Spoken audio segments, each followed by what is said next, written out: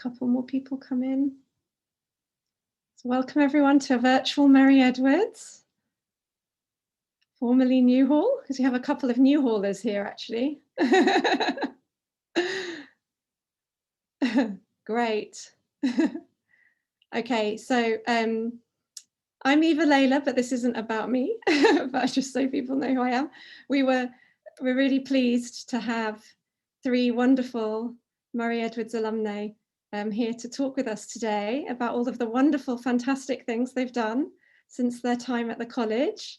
And it's exciting for me to see Leanne and Simone in particular, and it's a wonderful pleasure to meet Angelina for the first time.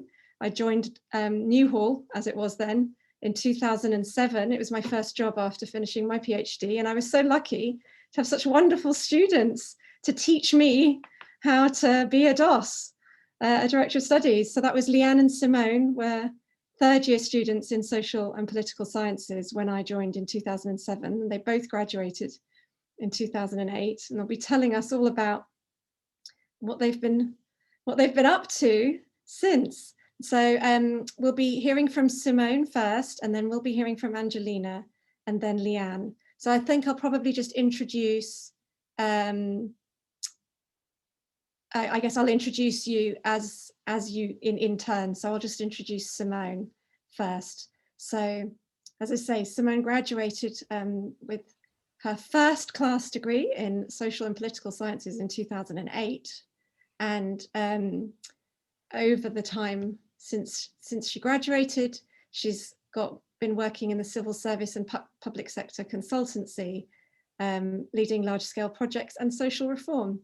And Simone is currently working as a deputy director in higher education at the Department for Education. Yeah. So thank you so much, Simone. Thank you for inviting me. Really a pleasure to be here today. Great. So this is all a bit unknown but exciting. I can't see anyone, so I'm just going to go kind of straight into the presentation. But as I said, really excited to be here, and it's nice to kind of really touch base and think back over the last 15 years. Ooh, feels terrifying saying that, but yeah, really lovely opportunity. So looking forward to this and hopefully having some interesting Q&A and conversation afterwards. So my name is actually Simone Bolshaw now, which probably gives you a little clue to exciting things that have happened along the way since leaving college. So I will do a Professor Chris Whitty style. Next slide, please. If that's all right.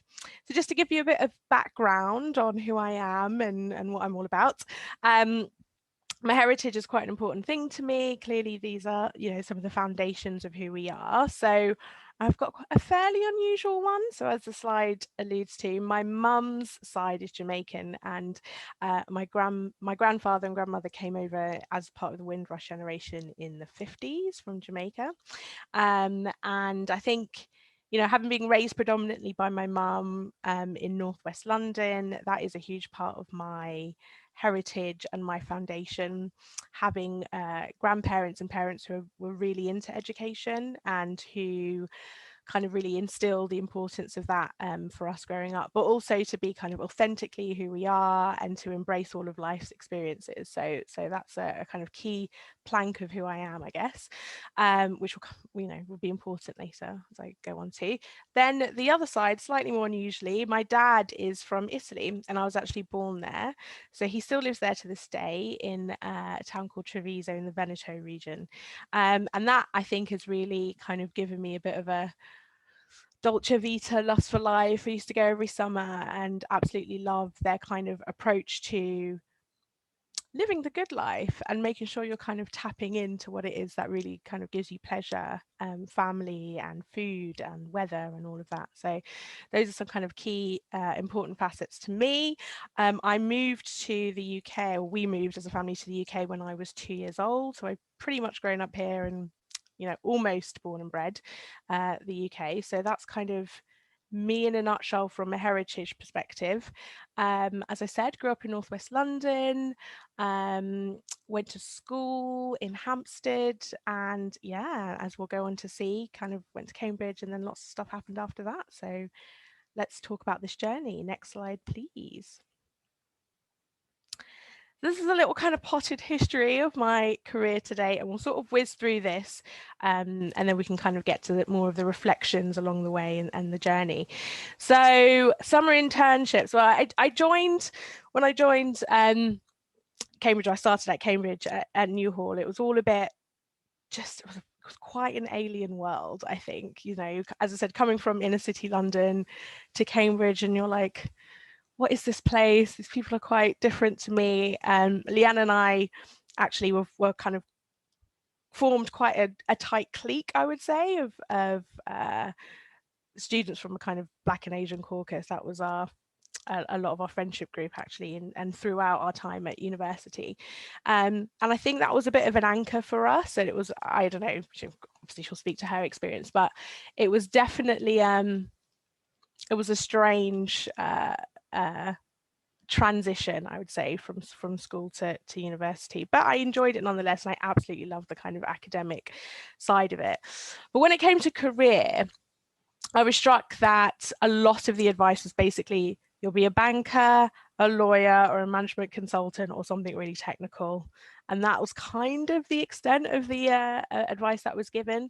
And I knew even from then that none of those really sort of struck a chord with my values and my interests, particularly being someone really interested in public affairs, political issues, social justice issues. So I don't know how I actually came across it, but I discovered that the civil service was doing a summer internship scheme. They had one actually for people from a BAME background and one for people with disability. And I'm a full-time wheelchair user, so I applied for that and got in, and it was really quite transformational for me. So the summer before I had joined or started a university, I had an internship at UBS. So it was kind of very corporate banking environment. And that was my first taste of doing something that doesn't align to your core or your values probably isn't the way to go, even if it really looks good on paper. And I think for the first time doing that summer internship and being in an environment that really spoke to who I was really exciting for me. So I spent how many weeks? Probably about 8 to 10 weeks, I think it was, something like that, over the summer holidays in the department for, then it was called Department for Communities and Local Government. It's now the Ministry of Housing, Communities and Local Government, working on lots of things, you know, being able to shadow ministers, permanent secretaries, seeing how policy was made behind closed doors, speaking to stakeholders. And I thought, yes, this is probably the environment that I think, you know, resonates best for me. So that was really good and gave me a taste, and definitely something I would recommend for people to, you know, to use their summers to test out as much as possible, but also to have fun and maybe think about how you plan your summers throughout the time that you're at university to make sure you have that break. So I graduated in 2008. That's a picture of my mum and dad there, if you can see us on graduation day. It's an exciting time. As Eva Layla said, I graduated with a first, which I was really proud of. But I remember coming out of that final exam on the final day, and it was blazing sunshine. And I was just like, oh, freedom! Like the rest of my life is now in front of me. So it was daunting, but it was also exciting to kind of really get stuck into something that I felt was you know, I could kind of create from all of the foundation of learning and academia that I'd been involved in to date. So, as always, there's a story of a man or a romance involved in this for me. So at all throughout sixth form and then all throughout university for 10 years, in fact, I was in quite a significant relationship with a guy from the northeast of England. So I decided to go and live with him after I graduated, and I went to live in a town called Hordon, which is in between Hartlepool and Sunderland in the northeast. And I thought, yeah, I'm going to go up there, find a civil service job. It's going to be great. Didn't quite happen that way. So my first role out of university was actually being a learning mentor and a higher education officer in a secondary school in Middlesbrough. And this was the I think it was the fourth most deprived local authority area in the country. So, you know, there were kids, the first week I was there, 2 year 8 children were found having sex in a bin outside of the school, you know, the big kind of industrial bins. The school had bought 2 bicycles for kids to use in PE. They were stolen like the next day. You had kids coming in where their parents had just had a heroin overdose. I mean, it was really intense. And I think coming from a somewhat rarefied environment of Cambridge, that was a real big shock to the system. But my absolute crucial taste of the fact that public sector policy has to be developed with and for understanding the psychology of its users. So we were having all of these initiatives come down from the centre about moving people into higher education. And a lot of the students would just say to me, well, miss, I'm just going to go on benefits and get pregnant, and that's what I'm going to do. I'm going to sell drugs. And that's what everyone I know has done. And that's what, and it was just like, wow, I think that has always stayed with me through my career, the importance of understanding where people are coming from and not, you know, not thinking that you from a theoretical perspective can design a solution that you think is going to work for them if you've never sort of walked in their shoes. So I then joined the civil service fast stream, moved back down to London. So for those of you who don't know, it's the main kind of graduate scheme for the civil service. Really excellent, fantastic program. Quite an intensive year-long process to get in with lots of assessment centres and things. But yeah, it was definitely worth it. So my first role was back in the communities and local government department that I had my summer internship placement. And the first job I did was something in the region of behaviour change for energy use in the home. I thought, oh, what's this behaviour change stuff? So it was the first year that this kind of came into government as a new sexy initiative. There's something called the Behavioural Insights Units and Behaviour Change Units.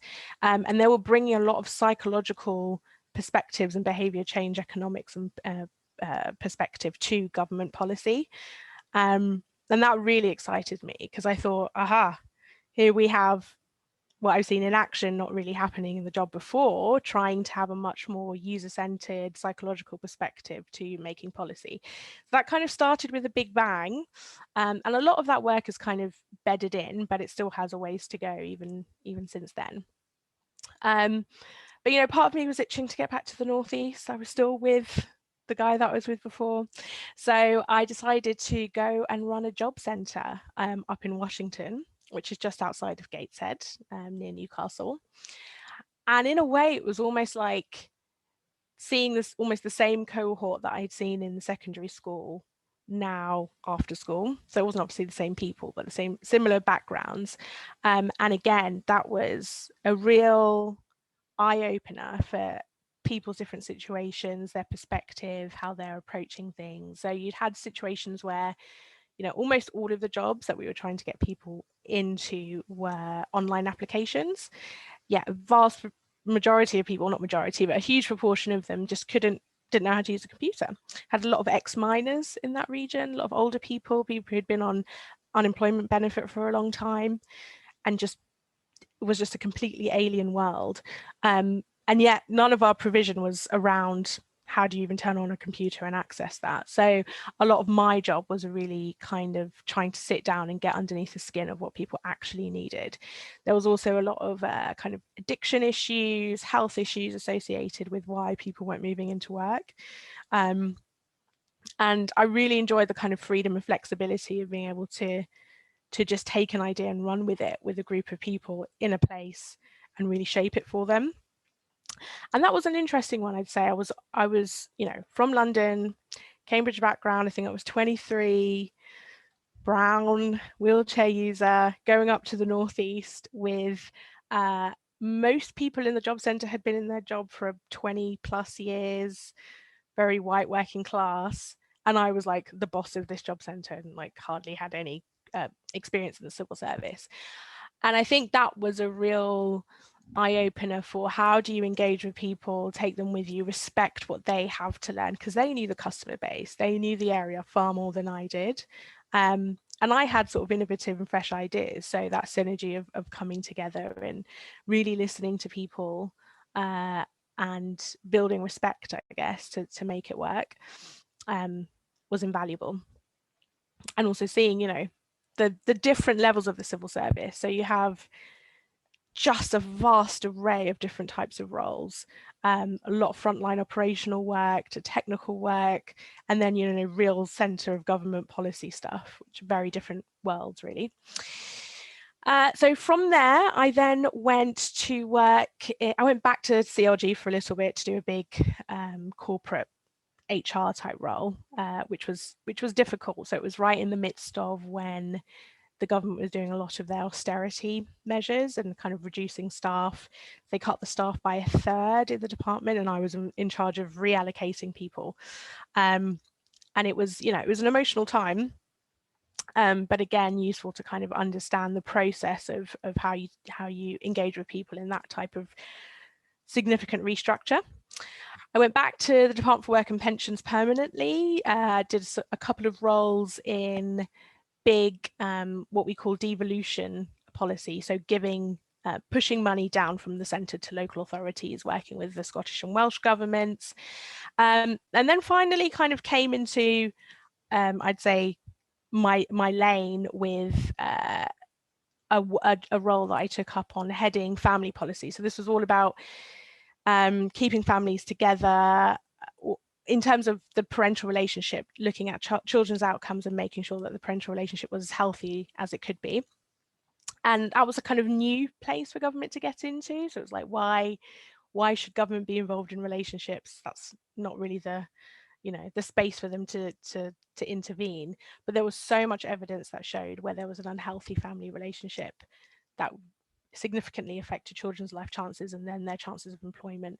So that was brand new. Did a lot of new policy engagement, evidence development, piloting with local authorities, and absolutely loved that. And that started to really kind of get me into my stream. Then Brexit happened and I thought, I need a break from all of this. I need a different challenge. I was kind of grade 6 at that time, so fairly senior, kind of, you know, risen quite quickly. And I thought, probably best for me to leave for a bit and just get a fresh taste of life beyond the civil service. So I went to work for McKinsey for a year. I'm sure many of you have heard of it, huge management consultancy firm. And again, that lesson of making sure you do stuff that aligns with who you are really came into the fore there. So whilst it taught me a lot, it really levels you up. It was a bit of a baptism of fire, but taught you a lot about communication and being very direct and getting to the point and distilling information. It absolutely was not a fit for me in terms of my values and the way I like to work. So I thought, no, I need to kind of get back to an environment that suits me. Went back to government, and now I'm in the Department for Education. And since then, I've done a lot of different types of roles. I did a big strategic review of the student loans company, led some work on HE policy, and now I'm deputy director leading the COVID response for higher education, which, as you can imagine, is a pretty intense job. Lots of change, and along the way, since I broke up with the other guy, got with a new guy, which is great. He's wonderful. We got married in Marrakesh in 2018. That's a picture of us there. And December 2019, I had my little boy, Theo, at the end. And I think having had the space and time to really grow and test myself in all of those different arenas and different types of jobs, it's been fantastic now to kind of have the space also to grow my personal and family life. And they're my absolute kind of rock and backbone. So yeah, that's a kind of whistle-stop tour through everything I've done. And just some of the key lessons. Next slide, please. So these are some of the questions that I kind of really always come back to and have evolved for me throughout the years and all those different experiences I've talked about. So who am I? Right from the beginning, I talked about my heritage. As I mentioned as well, I'm a wheelchair user. I had a spinal hemorrhage when I was 10, and that, you know, did shape who I was. But I think continually I'm learning that you don't have to be confined by your idea or anyone else's idea about what your categories or your characteristics or your profile means about who you are. There is space for you to kind of play and grow with meaning and all of it. And yeah, that's a kind of a constantly shifting foundation really, but it's kind of coming back to that and just checking in with yourself about who you want to be next, and knowing that you have the freedom to do that. What am I serving? So again, this question of, I talked about my values and how I understood that different roles didn't really align with that, because really I'm about social justice in general. I'm about bringing all of us along. I'm about helping people be able to experience the best of themselves in the context that's going to support them. And so I knew, for example, that the banking world, the corporate world wasn't for me. So it's really tapping into your why. Why are you doing this? And that will help to direct a lot of the choices and decisions you make. So what game am I playing? I think understanding the context that you're in, being aware of the rules of the engagement, like, do you need to play the game to change the game? Can you influence from the outside? Who even are the influences in the space that you're interested in? Becoming more nuanced about that. I see a lot of people trying to change something without really understanding the context that they're in. And then lastly, how am I seeing? So this is kind of one that's very alive for me at the moment. Essentially understanding that your perspective shapes your reality. So I'm sure we'll get into it, but I have to say, I don't think I've really personally experienced what I would describe as discrimination or prejudice or many barriers. And whilst I'm standing on the shoulders of giants and there's been a lot of work that's been done to pave the way, I know that a big part of that is because I try to perceive what I can bring and the positivity I can sort of bring to a situation. And that does help reflect in my reality. So those are some of my kind of top tips and life lessons and stuff. And yeah, I'll leave it there. Thank you so much, Simone. That was really interesting and wonderful to hear all of the things that you've been doing. Thank you so much. So I should have mentioned at the very beginning, but I'll say it anyway now, because now we've got more people here with us. If you have any questions for Simone or for Angelina or Leanne as they speak as well, there'll be an opportunity at the end for them to answer any of your questions. So you can, like, whenever a question comes to your mind, just you can put it into the Q&A, and then I can collect those questions and ask our speakers your questions once we've heard from all three. So thanks very much, Simone. We're now going to move on to an engineer, to Angelina Munabi. And Angelina came along to college a few years after Simone and Leanne, and by then it had changed its name to Murray Edwards College. And Angelina arrived in 2011 and gained her master's in mechanical engineering. And studying bioengineering stoked Angelina's passion for the intersection of technology, biology, and health, which sounds really interesting. So I'm looking forward to hearing more. And she's been working in the medical devices industry and now is working as senior regulatory specialist at Cambridge Consultants. So Angelina's come back to Cambridge, and I was hoping to see Angelina in person this term, but it's not been possible so far. So I hope to meet you in the flesh soon. But I'll hand over to you, Angelina, to tell us all about what you want to tell us. Thanks very much. Sort of being still pretty early on in my career, it's a really nice surprise and an honour to be invited to take part in this event and to share some experiences. I want a sort of a slightly different kind of talk. One of the biggest lessons for me from life after Cambridge is that success itself is something that each of us can define and create and recreate as we move through the many twists and turns of life. So tonight I'll be talking about that a bit more than my experiences and sort of walking through some experiences that have shaped what success means for me. Next slide, please. So I'll start off with my time at Cambridge. Like many people, when I first arrived in Cambridge, I had very little idea of what was in store. Of course, I felt successful and excited to be here, to have gained a place, and all the more excited about cycling and societies and formals and bots and punting and all manner of very Cambridge things to do and explore. I was never very good at sports at school, but I was always very enthusiastic. I was an award for effort kind of girl. So when I got into playing women's rugby at Cambridge and wearing those blue and white stripy socks and riding the adrenaline of games, I felt super successful. Setting up the first women's college rugby tournament for 3 years and doubling participation of women in college rugby and winning an RFU award for this effort, which got me tickets to watch England play the All Blacks at Twickenham. Yeah, that felt successful. But when it came to my studies, I felt somewhat less so. So it's well known that the courses at Cambridge are academically challenging, but I was really hit by the volume of material and the speed at which we paced through it. It was not particularly well aligned to my sort of nerdy inclination to get a bit lost on tangents and go down rabbit holes reading around something. That was always fine at school, and through my A-levels I always did a whole bunch of extracurricular stuff.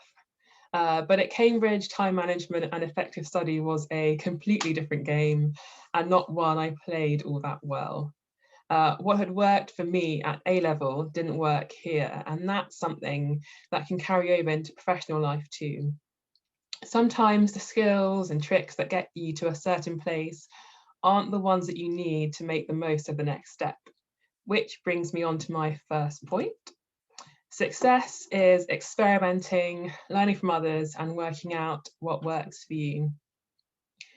One thing I've learned is how important it is to take some time and figure out what works well for you and what doesn't, and to talk to people, and to ditch the fear of asking for help, because there is nothing like learning from someone who's been there before. Still, as they say, old habits die hard. And when I started working as a regulatory specialist, I again found myself often starting off looking up one thing and then spending a lot of time going off on tangents and doing a lot of non-directed reading around the topic because I was curious. But in this context, that habit, that weakness became a strength. As a senior regulatory specialist, my job involves helping teams understand how to comply with the standards and regulations of the areas that we work in. I help write documents and procedures, and I conduct audits to check our work and make sure that it and the procedures we follow do really meet the requirements that they need to. Tricky questions and grey areas are part and parcel of doing this kind of work. So experience helps a lot. And something else that really helps is knowing where to look, knowing which parts of different regulations cover which topics and whether regulators have written guidance documents that give an official interpretation for the grey area question in hand. And this is where the flip side of that nerdy habit came in. Time spent reading around is a boon for knowing where to look. And in my career so far, I've been able to advise people with decades more experience than me when it came to certain tricky questions because of this, because of knowing where to look. So I would say playing to your strengths and working with your weaknesses are both huge parts of success. And it's great if you can spend time with yourself to work out what those strengths and weaknesses are, so you can recognize opportunities that give you space to flex them. Back when I was studying engineering, I had no idea I'd be working in the area I'm in now. Getting to this point came through a lot of different steps. So my first 2 summers while I studied at Cambridge, I did internships in civil and mechanical engineering. And in the summer after 3rd year, I worked on a really cool genetic engineering research project. And we got to go to Boston with that, which was also pretty fun. Then my first job after graduating was on a grad scheme, which I liked because it gave me more opportunities to try different things and flex different skills. So in one project, I could show I'm a good communicator. In another, a team player or a leader. In another, someone who takes initiative and can quickly get to grips with questions around regulations. And it's from there I was approached to apply for my previous role as a senior regulatory affairs specialist. At the time, I had very little idea of what regulatory affairs even meant, but I took the leap. And I took on the super steep learning curve that came with it. demonstrating knowledge and assisting wherever I could. And this itself led to more opportunities to work on interesting projects and speak at a conference. And yes, sometimes it was hard and sometimes it was isolating, but I learned a lot.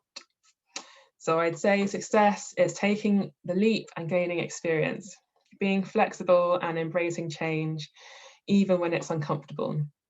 And I do believe that every place and space you move into, even if it doesn't work out, every one of them is an opportunity to learn and to grow. So I recommend anyone still studying or working out where they want to take their career to get exposure to different options and industries wherever you can. The pandemic and social distancing does make this a whole lot harder, but you can still reach out to people, go on LinkedIn, ask questions, go to webinars, and I'm sure Murray Edwards has some great resources too.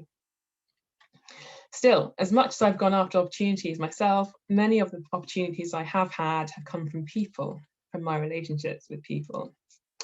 And having good relationships is really important, I'd say critical for success, both professionally and personally. Having a good support network is really important, whether that's friends, family, chosen family, or mentors, because sometimes life throws us curveballs and it's the people around us who can help us get through. I had curveballs pretty much every single year at Cambridge, like hurdles. And every year I thought, oh, here we go, on to the next one. But in fourth year, I got a sledgehammer of a hurdle. I experienced cripplingly low mood, depression, and it was incredibly tough. And I made the personal choice not to take a break and to carry on and get through the year. And I did.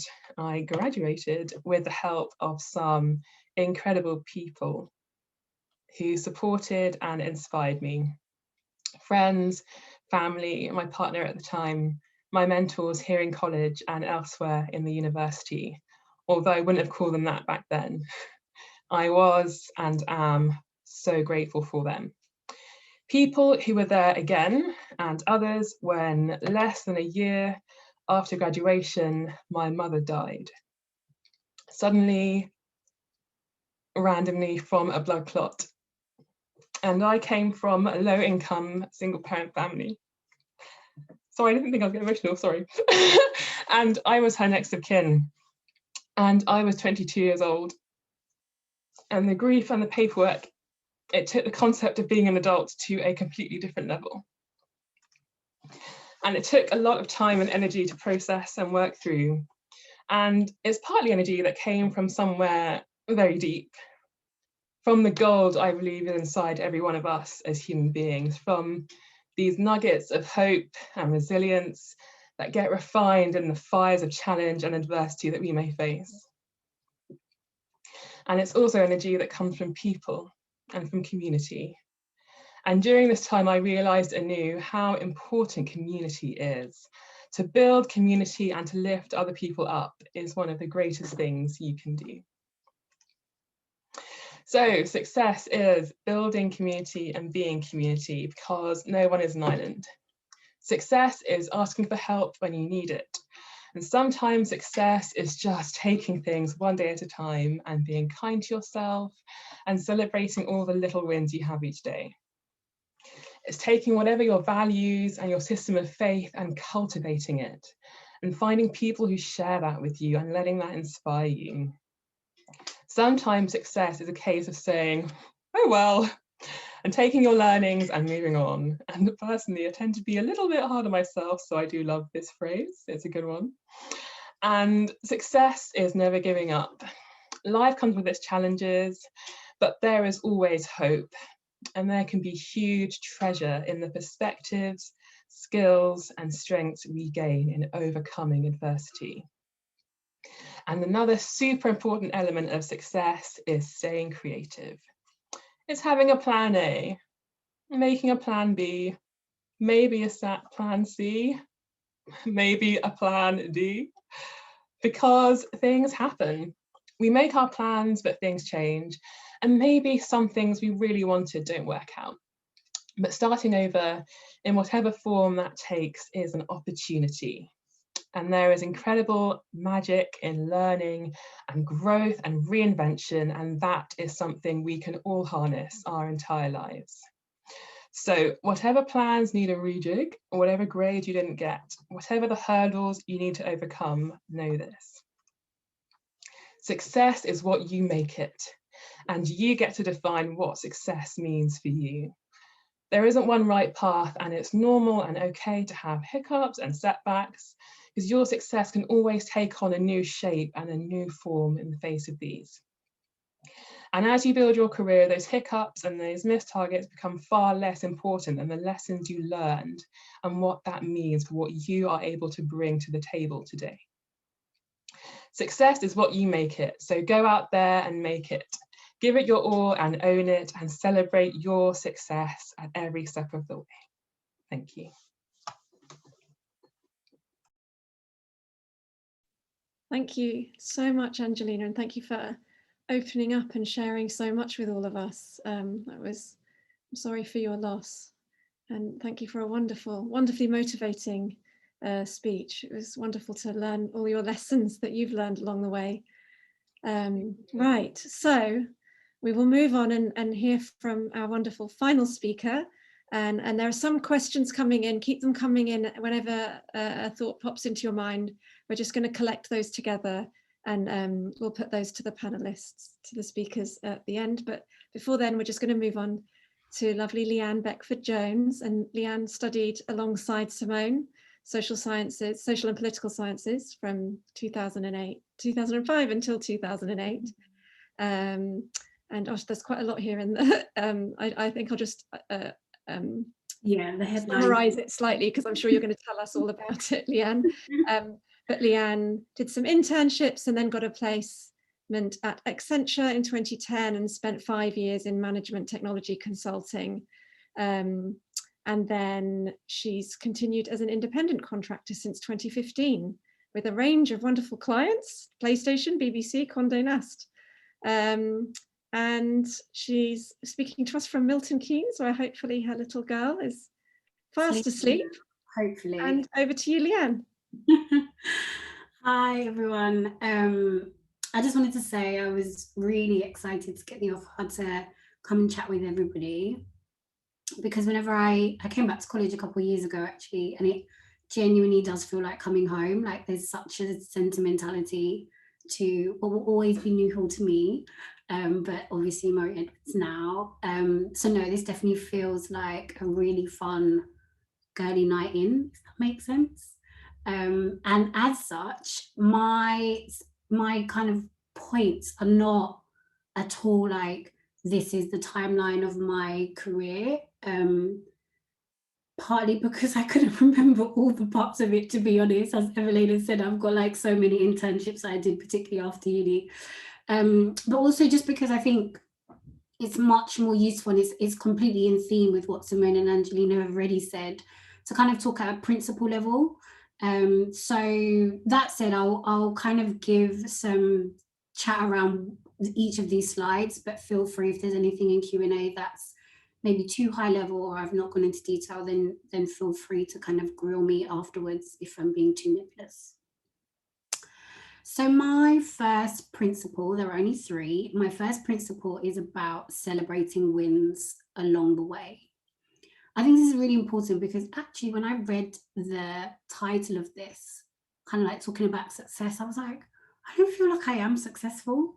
Not because I'm unsuccessful, but because I just don't think of myself as success up there.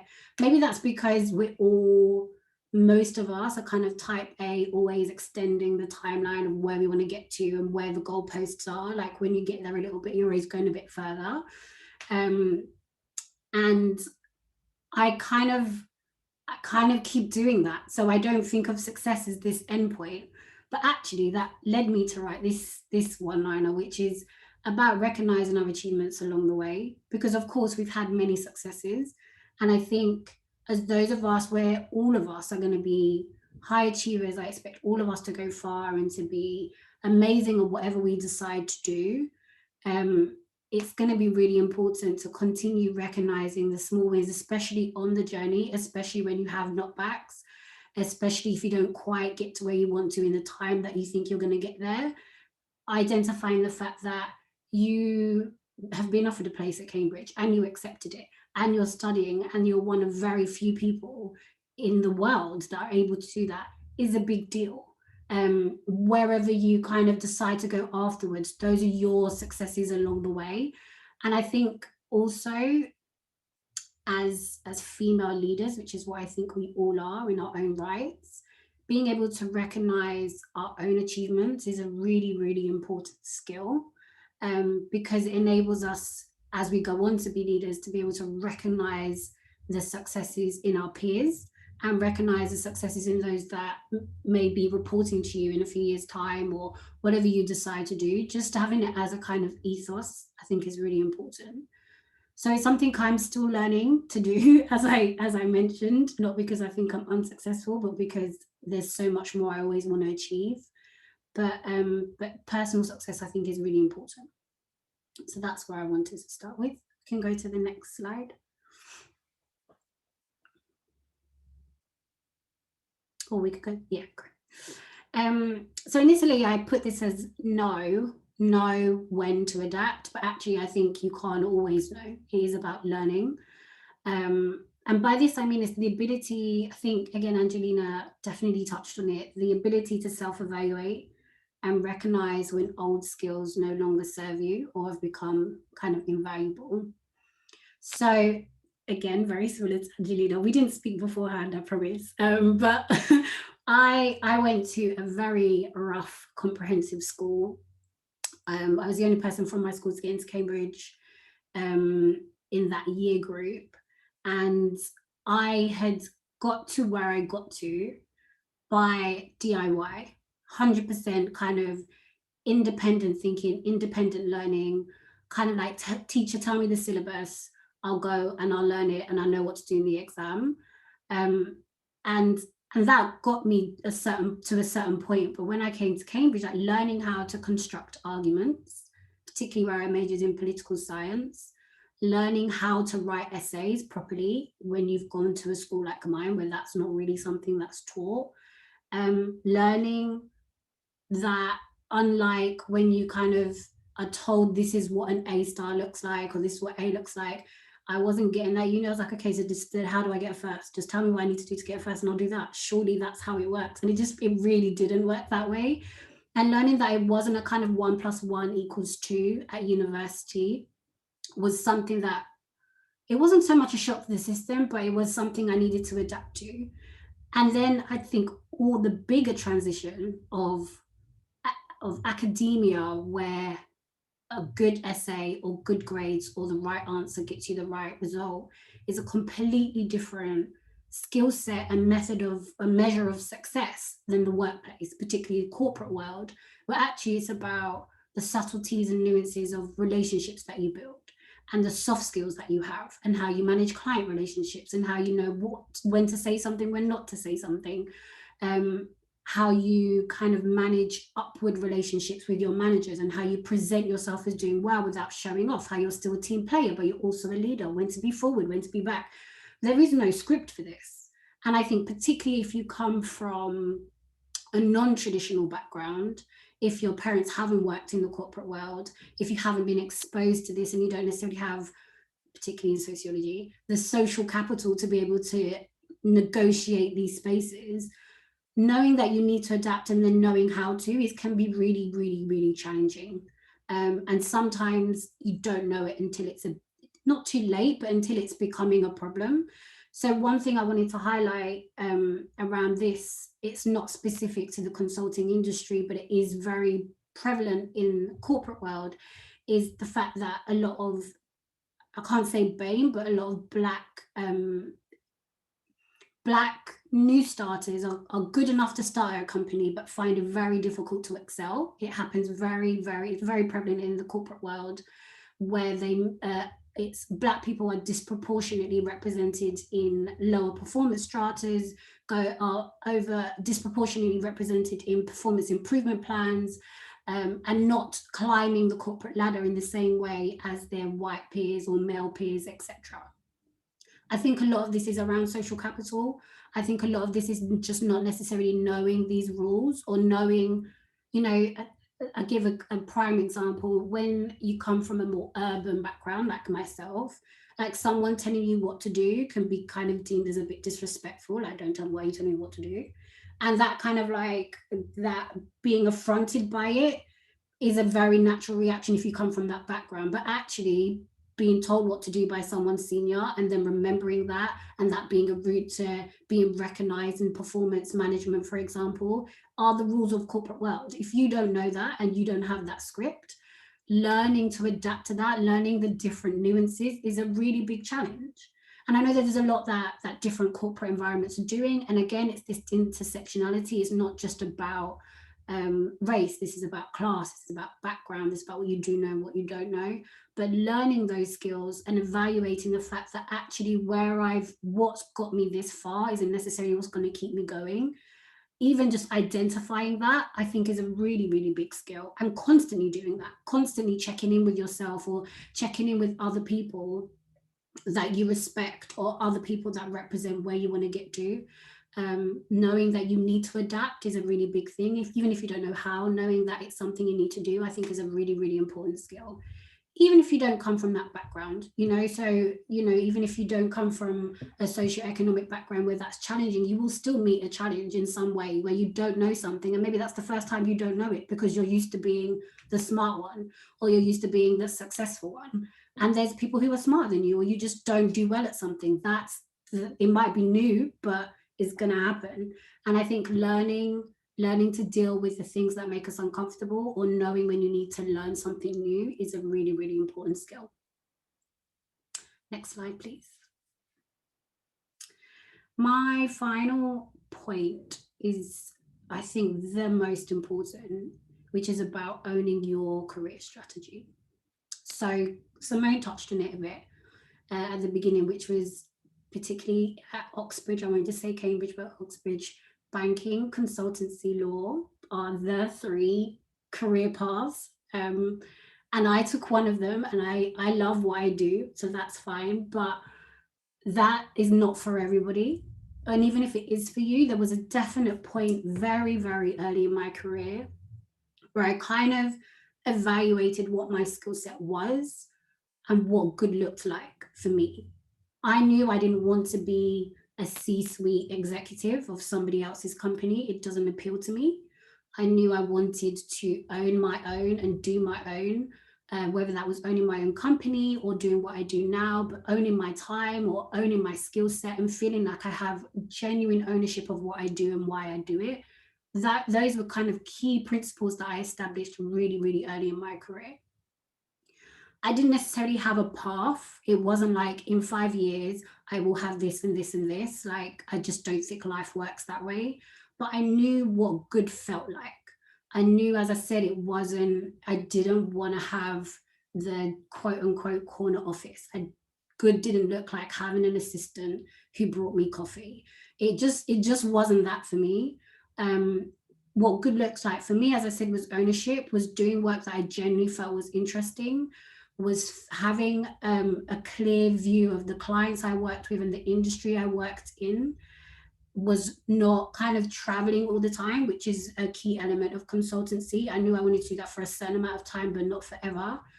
And therefore, because I had that clear view of what good looks like, I was able to be really deliberate about the steps that I took. And by defining what you do want, you are therefore saying no to a whole load more things.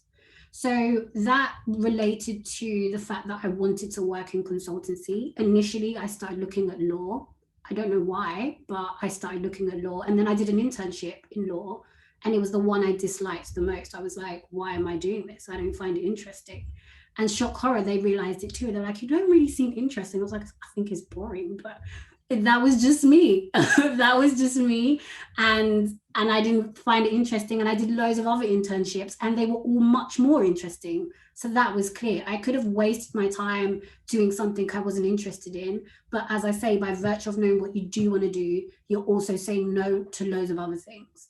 Once I went into consultancy, I knew I wanted to do independent contracting. I knew I needed to pick up a certain amount of skills within that. I enjoyed my time at Accenture and Capgemini a lot, and I built a lot of skills there, but I knew where I wanted to get to, and I knew I didn't want to be climbing the ladder in the ways that other people did. So the roles that I maneuvered myself to, the things I invested my time in, I was deliberate about it. It didn't mean that I was like, oh, I can't do something I find interesting because that's not part of the plan. But everything led into, is this the direction of travel? Am I veering too far away from where I've said I want to get to? Or is this on track? And I think you always have to allow time for kind of and space for serendipity. So the client I'm working with at the moment was complete fluke. I was very happy with the client I was with at the time, and an opportunity came up. A recruiter called me, but there was a reason why that recruiter calling me about a new opportunity made sense and I gave time to it, and I was excited by it, but rather than other recruiters who have called me or other clients that have approached me and I've said no, because I know where it fits in the plan of where I want to go. So I think within the exploring, this is really, really important. I think it's also really important, again, as women in business, because we can often feel like all opportunities we should, I don't want to say be grateful for, but there's a lot of kind of like, well, women in these spaces is good enough. And I think actually, no, like I totally reject that. We do have the right to own our own careers and decide what we want to do and where we want to do it and how long we want to do it for and whether it fits in with our plan. I think it's something that I encourage everybody to do, obviously not just women. But I think women, particularly in corporate spaces, it's something to be really, really in charge of, not to apologize for, not to feel like it's something you're lucky to do or just to be seeking opportunities for the sake of opportunities, but to really work all the opportunities you have as elite, highly educated women in your own right and navigate where you want to go and use every opportunity to kind of fit your plan. I think the final element of this is kind of is really easy, again, where we're all super intelligent, many of us inherently competitive, to kind of be like, okay, well, am I doing well in relation to this, in relation to where my peers are 5 years from now, or in relation to what other people think success is? I think it's really important to design your own life, that we have worked so hard to achieve such an amazing thing like a Cambridge degree that opens up so many opportunities. Surely that hard work gives you license to decide what you want to do with it. And that can be as niche or as generic or as high, or as it could be just as simple as, I want to be able to do a 9 to 5 and come home and be able to cook my kids dinner when they come home. Or it might be, I want to be able to work 6 months of the year and travel 6 months of the year. It is up to you what your career and what good looks like. And I think taking that ownership and really personalizing it and making it holistic is really important. So those are my 3 principles.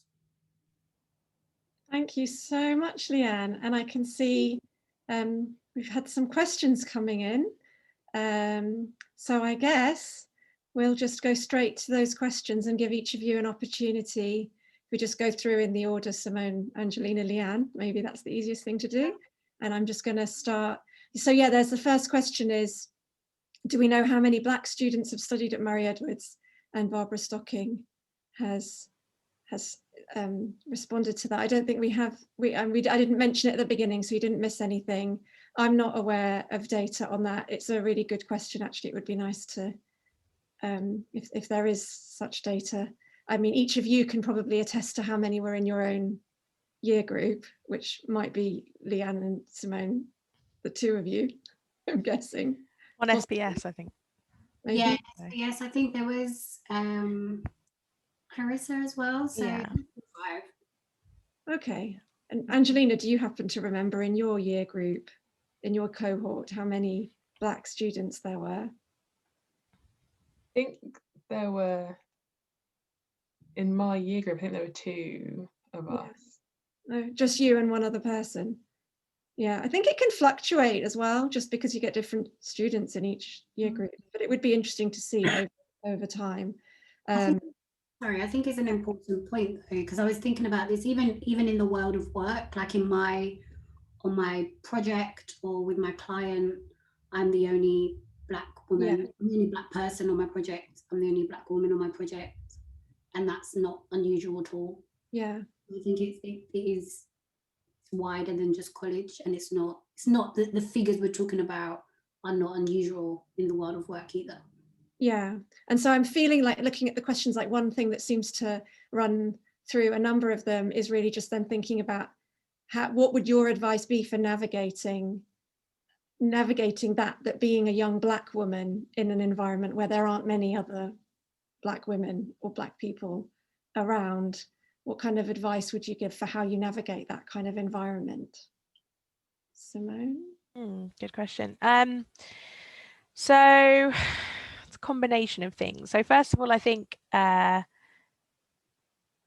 speaks to a lot of actually what Leanne touched on, which is understanding what good looks like for you, what your values are, what's important to you, and what chimes, and then what there is to take and learn and kind of be open to and get nourished from the environment. And that's a kind of calibration that you just have to feel into. I don't think it's something you can come and say, these are my red lines, this is what I'm kind of not going to change about who I am to fit to the environment, or vice versa. So for me, it was just being open and being sure of who I was and the value that I could bring, but understanding that I don't know anything. It's, you know, when you're new to an environment, you have to observe. So it's kind of having a bit of, I guess, humility coupled with understanding your value. So you have that foundation. It's a nuance to kind of get to, but also yeah, I mean, I think I definitely have felt carried by my family and my history, and all of the progress in society that we've seen today is still a long way to go, but that's always been a thread that's kind of, yeah, kept me going as well. Thanks, Simone. Angelina, would you have any advice? And I guess maybe just think within, like, what advice would you give to your younger self entering Cambridge, which is a very white space, as a young Black woman? Oh, that's a good question. I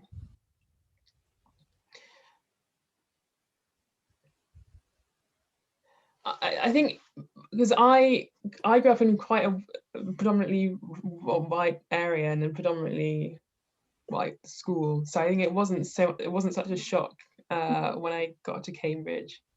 But I think I echo what Simone said about understanding your values. I think it's good to to reach out to people, and build networks, and get yourself some comrades. You find someone in a space where there aren't so many people who are into the sort of things that you might be into, or can speak from the same place that you speak from. I think it's good to seek those people out. I think more broadly, talking about understanding what good looks like, I think that's a really great point. And someone this week, I think it's a Brené Brown quote. She does a lot of inspirational stuff about leadership and vulnerability, and I think the phrase was, painting what good looks like. So when you find yourself in a new environment and having conversations where you understand, what good looks like, and you can kind of paint that picture for yourself, and then be quite intentional about the steps that you take to reach that. Gosh, we're getting so many questions in, and I think I'm going to have to rationalize them somehow, otherwise we're never going to get through. So apologies if I don't ask your exact question in the exact words, but I'm going to try and lump some together. But Leanne, obviously, if you had anything to say on that, of just sort of navigating a white space, any advice? I think again, Simone touched on around perspective. I think it was your last one in your circle with the eye, which was how you see and perceive yourself encourages others. So I mentioned that I'm the only Black person on my project, the only Black woman on my project, and I think that's always been the case, to be honest. I don't see myself as a Black woman on this project. I see myself as a highly intelligent person who's competent in what I do. And I encourage everybody to see me that way. And I think they do. I think having a certain level of confidence, it doesn't, I think neutralize is the wrong word, but if you frame the conversation, I don't want people to see me as just a Black woman. I am 100% a Black woman. I talk about my heritage. I talk about my family.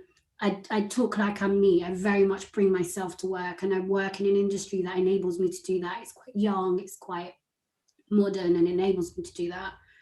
But when I'm in a corporate environment, or when I'm about to say something, I'm very confident in what I'm saying, and I know why I'm saying it, and I know why I can command the attention of the room. And I make sure I'm in a position to do that beforehand. And I think that's the leveler, that you're not seeing me as any demographic or a stereotype. You're seeing me as someone who's intelligent, and I do the work to make sure that I can present myself in that way.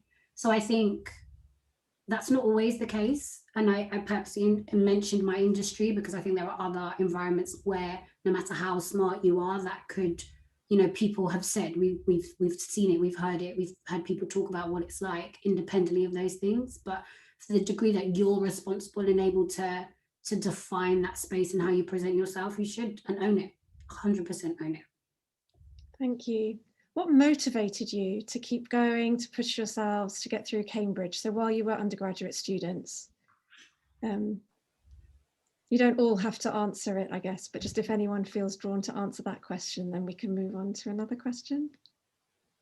Does anyone want to talk? So for me, it's similar to what Leanne was saying about being intentional about her choices. That was a big motivation, because there was a point, I think in second year, I was like, I can't do this anymore, I need a break. And I was like, no, like this is I can see the value that this will bring to my life, like forever, basically. It's an undeniable asset. And that is going to be crucial to my story and my ownership and my opportunities, essentially. So for me, it was almost like having that vision 10-15 years out of what this could mean, and then trying to use that to kind of get through the really hard days. And it's undeniable. It's a challenging place. So yeah. Great, thank you. So there's sort of two questions that I'm looking at that are quite similar. So one comes from our President-elect, Dorothy Byrne. So she has a real interest in knowing the answer to this question, because she's asking any tips on how she can help students prepare for working life and the future once she takes on that role as president of the college. And I think that ties in with Devon, Leanne and Simone. Devon here, your DOS for your first 2 years at the college, is here, and she would like to know, I guess, what thinking back, was there anything that could have made your time at college better? So I suppose it's the same kind of question. Better from a career perspective, from a career preparation perspective? I think it's, that's good, I don't know. So I think the President-elect's question seems to be about preparing for work, and I feel like Devon's question is asking you about just how could a DOS sort of make your time at college a better experience, if there was anything. I would like to know that, because I'm a director of studies at the college now. So if there's anything that you think could be done to make students feel confident and sure of what their path is. I mean, is there anything particular that you'd be looking for? Answer that one. I honestly think from a career perspective, less career chat, because actually when you're at Cambridge, I genuinely miss it. I genuinely miss writing essays. I'm such a geek for it. Like when I came back, I think it was either you, Evelina, or Paula. I said, can you just set me an essay title? Like, I'll just write it. I'll talk it. I won't even write it. I'll just talk it. I still live it now. I watch documentaries and I read books and I loved my subject. I still love my subject. And that's why I came to study. Trying to decide whether I wanted to be a lawyer, a banker, or a management consultant, and actually investing time, effort, and just falling in love with your subject, of finding your passion and being really good at it. So that actually being in the best position to get the best grade, which will inevitably open doors for you anyway, because you have the brand of Cambridge. I come from marketing, right? So I think in terms of branding, that's what you're there to do. You have the rest of your life to work. This is, for many, unless you go on to do further studies and postgrad, is a time where you can just invest time and effort in studying and learning and expanding your mind. And I think the culture at Cambridge kind of robs that a bit of thinking about those things really early. And actually the people I know that didn't think about it at all until after uni were in some ways kind of happier, rather than preparing for an internship halfway through second year, or thinking in your second year, I have to get the grades to get this grad offer.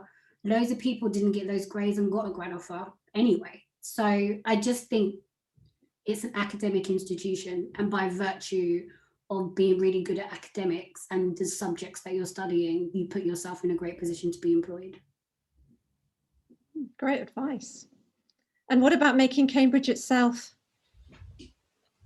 more supportive or encouraging? Do any of you have any advice on that? Silence can't be, because it's so great. There must be things. I think in a similar way, it sort of, if Leanne's saying sort of don't sweat it about your future career, it's almost like similar when you're there as well. So I think Cambridge is, obviously a really intensive place. There's a lot of, as you know, where people, as Leanne said, it can be quite competitive. We're always comparing ourselves, and a lot of people had severe mental health challenges. Obviously, Angelina touched on experiencing that herself, and it can be very serious at points. I know some of our close friends had some really significant experiences. So I think it's trying to kind of inculcate in an environment of, yes, we want you to do well, yes, we expect and hope you expect for yourself high quality, but this is also a time to enjoy and really kind of indulge in the pleasure of this unique experience, not just think, oh my god, I have to get achieve so much and get to this. So it's both looking forward, as Leanne said, but also in the moment. I kind of having a bit more of a mindful presence, being and enjoying the time that you're there, I think. That's great advice. So all of you who are listening, who are current students, chill. I enjoy it. Even though it's quite hard to enjoy it when you're sitting in your bedroom. You're not even in Cambridge right now. So it is a challenge. But that, that makes it all the more important to all look after ourselves, because our mental health is suffering. Leanne, were you going to say something? Yeah, just one thing. I think one thing I've noticed and thought about, and actually come back to college to try and support more, is those who come from really non-traditional backgrounds. And it's a prism. It can be based on class, it can be based on race, it can be based on a number of factors. I do believe that for many there can be more support required to make you feel and remember that Cambridge, you have as much right to be at Cambridge, and your Cambridge experience is your right as much as anybody else. Any Etonian, any Prince Charles's 8th cousin removed, you have as much right to be there as anybody else.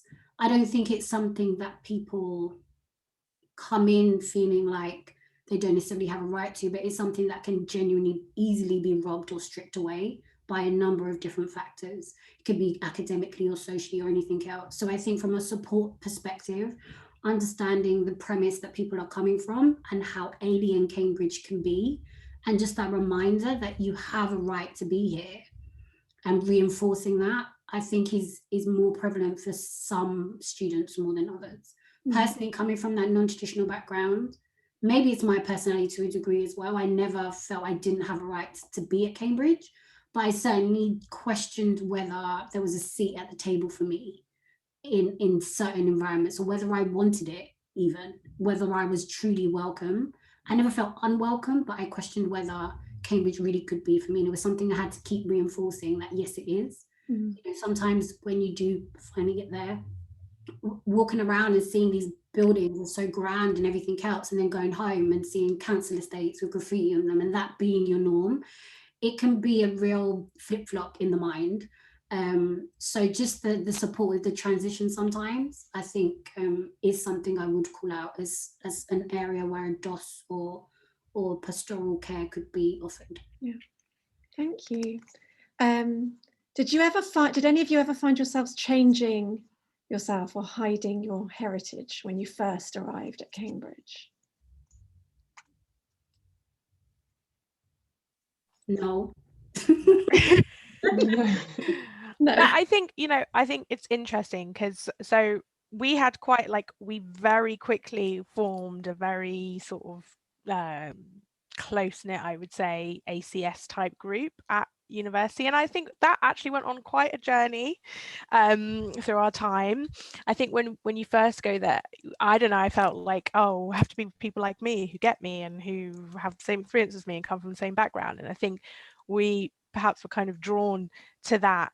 And actually, there were differences and we weren't all the same, and we did have our, we didn't always see eye to eye about things, and it was challenging at points. And I think there's a point there around don't feel like you have to change yourself, but also open yourself up to the variety of people. Just because someone is from, maybe a very rarefied background or an Etonian or whatever, it doesn't mean that there's not going to be a synergy there.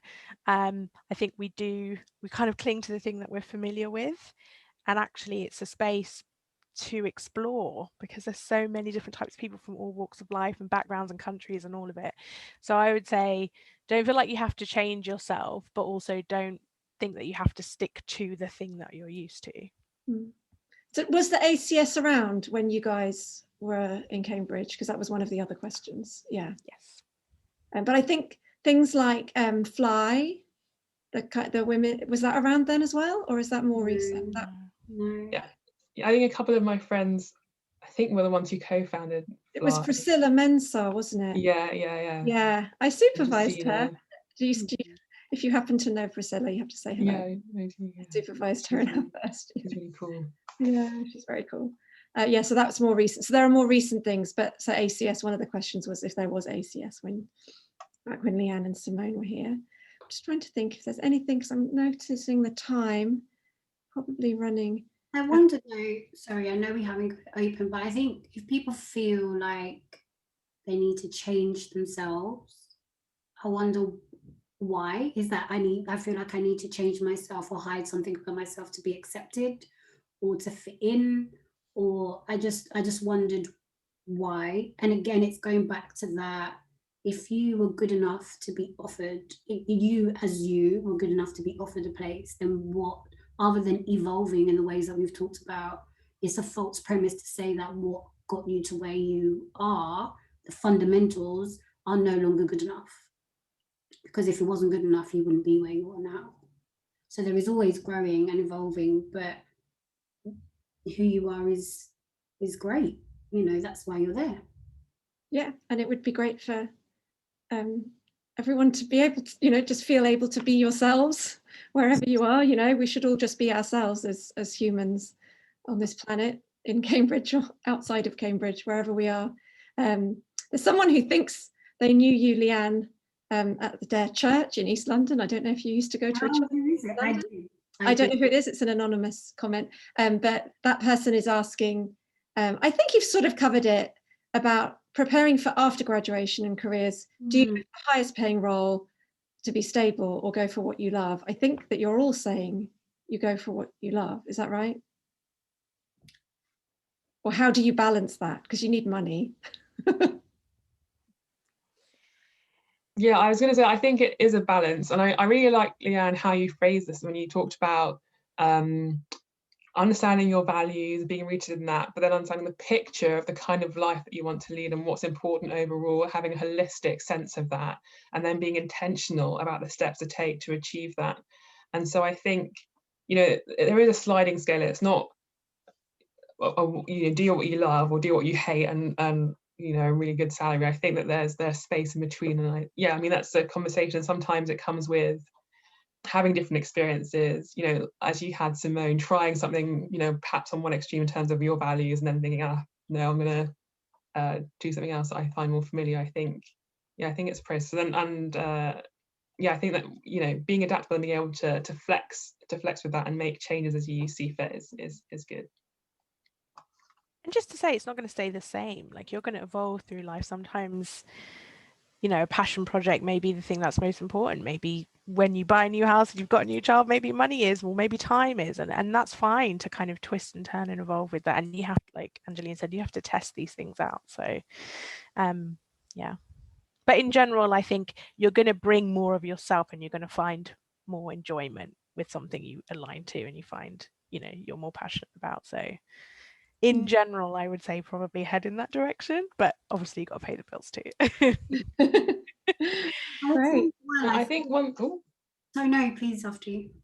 Sorry, I think one thing I could add is, I mean, depending on the kind of job or work that you do, sometimes you can create space for your interests outside of work, and so you can sort of feed the passion and things that you're excited about in a different space.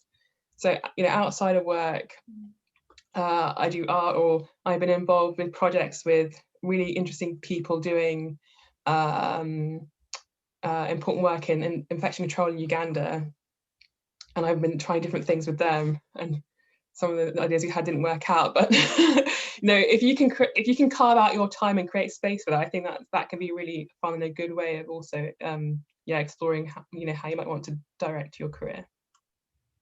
Thank you. And Leanne?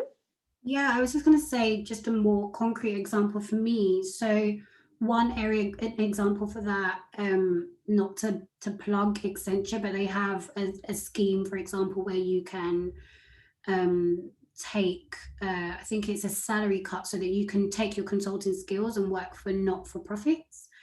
So some of those use like supply chains for a well-known beverages company to use their logistics to deliver medication for AIDS sufferers, for example, and people worked on those projects within their job. So you can navigate within what you're doing. Or for example, what I did, I work as a contractor now, where I actually earn more than when I was working in consultancy, but I have better hours, or there's loads of different advantages for me. There are other concessions that I had to make, but I think knowing where the compromises are and deciding which ones you're willing to make, which ones you're not. So that could be money, it could be, it doesn't have to be an either or.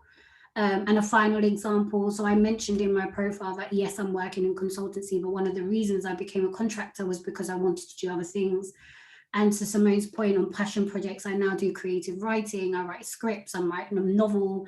Those are things that I'm doing alongside my work. One day I'd love not to be doing the 9 to 5 and that, but you do have to think holistically. And if you really care about things, just find the ways in which you want to do it. So I don't think it ever has to be an either or. It's not a dichotomy at all. Great, thank you. I suppose we should probably wrap up, because I think I think we actually said we were only going to be an hour, and we've been an hour and 20 minutes now. But it's been so lovely listening to all of you. There's so many questions, and we haven't been able to directly address all of them. But I'm trying to wrap together 3 questions in one question. Just to end, so that you each have your final words, could you, I guess, kind of pick something? So can you either tell us the one piece of advice that you wish someone had told you when you were a first year at Cambridge, or could you just sort of reflect upon what you feel like, what you've been most proud of over this time since you were at Cambridge until today? That, I guess, that gives you choice, and then it covers 2.5 questions, I think. So then you can pick. If there was any like one thing that you wish you'd known. So if in terms of advice to my younger self, I know this sounds really simple, but just that, like, it's gonna be okay. And it sounds so basic, but I think when you're that age and you almost like feel like you have the world at your feet, but with that is a double-edged sword. There's a lot of pressure, and there's, you know, am I going to get this amazing career? Am I going to meet the right person in my life and settle down or not, whatever your choice may be? You know, am I going to travel and have these experiences? And it's just the constant sort of pressure of carving out this amazing life, given all your peers and the people that you're studying and all of the influences that you have, was really intense. So I think for me, it's just to settle in, be in the moment, enjoy the process, because you don't get that time back. And I know it's a cliche, I sound like an old auntie, but time does really go quickly. So enjoy the time that you're there, and things do work out. You will learn from your failures. You know, opportunities will open up. And linked to that, I think something that I'm proud of for myself is just the continuing curiosity of unfolding in myself. That journey is still happening, and it's an exciting one. So continue to be open and know things will be okay. That's what I would say. Thank you, Simone, so much. I don't know. And Angelina, do you have any final advice to younger self? I find these sorts of questions very tricky. What's their advice? Or just any final words of your own choice, I guess. No, I think for my younger self, I think I would say a couple of things. One is, don't be afraid to take up space. Take up a lot of space. Like, there is space for you at Cambridge and all the the different sort of things that I got involved in. But also pause. Like, it's good to pause and spend time with yourself a little bit. I think sometimes FOMO springs up a lot, especially when you're young and you want to be involved in everything and do everything, and it's good to just carve out time to pause and reflect and be intentional. So I think I would recommend that. Great. I'm taking so much from this. I'm learning such a lot from you. Great advice. Leanne, sorry, it's got to go last. No, it's fine. I think my phrase that I would say to everybody, I would say to my younger self, is that you're good enough. Who you are, what you bring to the table, what you want to achieve, and like how you want to get there is good enough. I think it's something that so easily gets stripped away, particularly as young Black women. I really think it's really important that you have a way to affirm yourself and remind yourself that the effort you're putting in, the goals you want to achieve, and what you've done so far is good enough. You are good enough. I think that's the takeaway for me. Thank you. And there's several comments now just come in saying, thank you for all of your advice and for sharing your time. And this was incredibly inspirational. And I would agree with that comment. It was really inspirational. And I know it's been so helpful to all of the people listening and hearing sharing all your wonderful wisdom and all your thoughts. And thank you so much to Simone, Angelina, and Leanne. Thank you very, very much. And thank you to everyone who's come along and joined us. And hopefully, we would have liked to have done something like this in person in college, but it's been so great. And I suppose it's easier in some ways to just plug in and see each other. So it's nice. But I hope that all three of you will come back to college and take up you have dining rights as an alum. Come back, and once we can all gather together and dine together, it will be lovely to see each of you in person. I hope in your busy lives, if you can carve out some time and maybe meet some students in person, it'd be great. Thank you, everybody.